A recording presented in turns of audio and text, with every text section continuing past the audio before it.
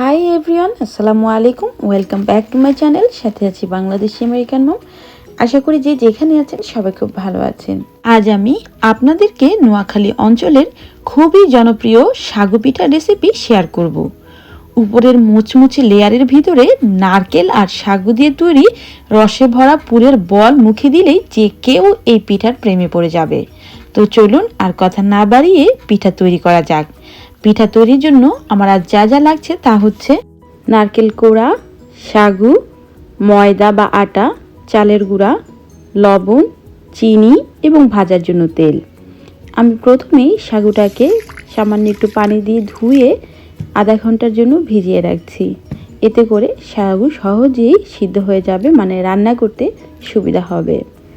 আজ আমি প্যাকেটের ফ্রোজেন নারকেল দিয়েই এই পিঠাটি বানাবো, কারণ আমার হাতের কাছে আস্ত কোনো নারকেল ছিল না। তো আমি নারকেলটাকে আগে বরফ ছাড়িয়ে ঝুরঝুরি করে নিয়েছি, এরপর এই যে হাঁড়িতে বসিয়ে দিয়েছি। তো প্রথমে আমি নারকেলটাকে একটুখানি ভেজে নিচ্ছি। এরপর এতে আমি অ্যাড করে দেব স্বাদ মতো লবণ এবং চিনি। মিষ্টির পরিমাণটা আমি আমার স্বাদ মতন দিয়েছি। আপনারা যে যতটুকু মিষ্টি খাবেন ঠিক ততটুকুই মিষ্টি দিয়ে নেবেন। তো আমি চিনিটা দিয়ে নারকেলটাকে খুব ভালোভাবে নেড়ে চেড়ে পাকিয়ে নিচ্ছি, মানে এই রান্না করাটাকেই পাকানো বলা হয়। তো আমার নারকেলটা মোটামুটি পাকানোর শেষ। এই পর্যায়ে আমি আগে থাকতে ভিজিয়ে রাখা সাগুগুলো এখানে অ্যাড করে দিচ্ছি। সাগু দিয়ে ঠিক আগের মতো নারকেলের সঙ্গে খুব ভালোভাবে পাকাতে হবে, যতক্ষণ পর্যন্ত না সাগুগুলো সিদ্ধ হয়ে যায়।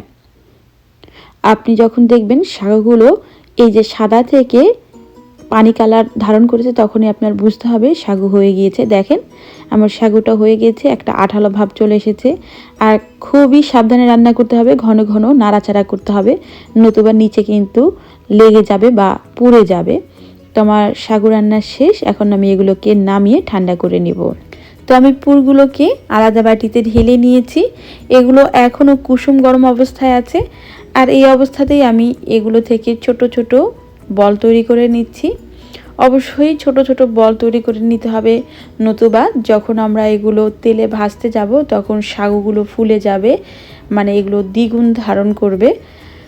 তো আমার বল তৈরি হওয়ার পর ফিরে আসছি। তো এই তো আমার সবগুলো বল তৈরি হয়ে গিয়েছে। এখন আমি এইগুলো বানানোর জন্য একটা ব্যাটার তৈরি করে নেব। আর এই ব্যাটারটা আমার একটা সিক্রেট ব্যাটার, এখন আমি আপনাদের সাথে শেয়ার করব।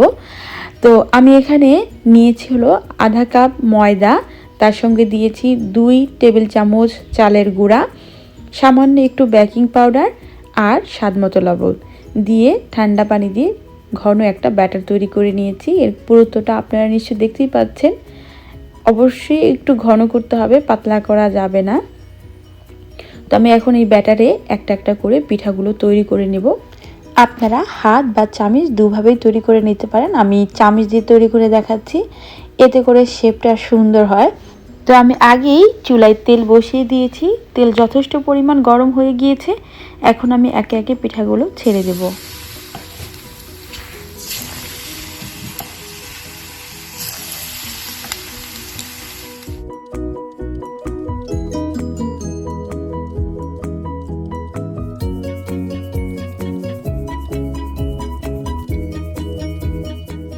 পিঠাগুলো কিভাবে ছাড়তে হবে নিশ্চয়ই দেখে নিয়েছেন।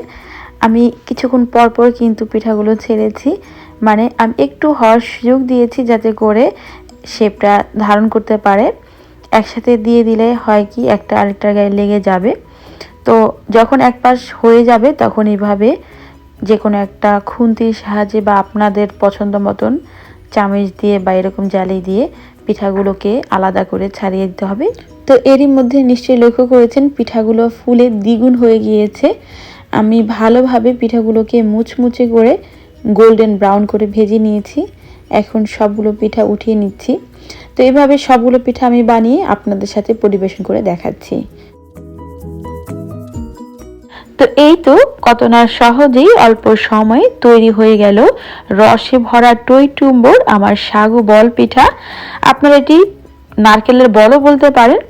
আমি এগুলো উপরে ড্রাই নারকেল দিয়ে সার্ভ করেছি, এটি সম্পূর্ণ অপশনাল। তো আজ এই পর্যন্তই। সবাই ভালো থাকবেন। পরবর্তী ভিডিও দেখার আমন্ত্রণ জানিয়ে আজ আমি এখানেই বিদায় নিচ্ছি। আল্লাহ হাফেজ।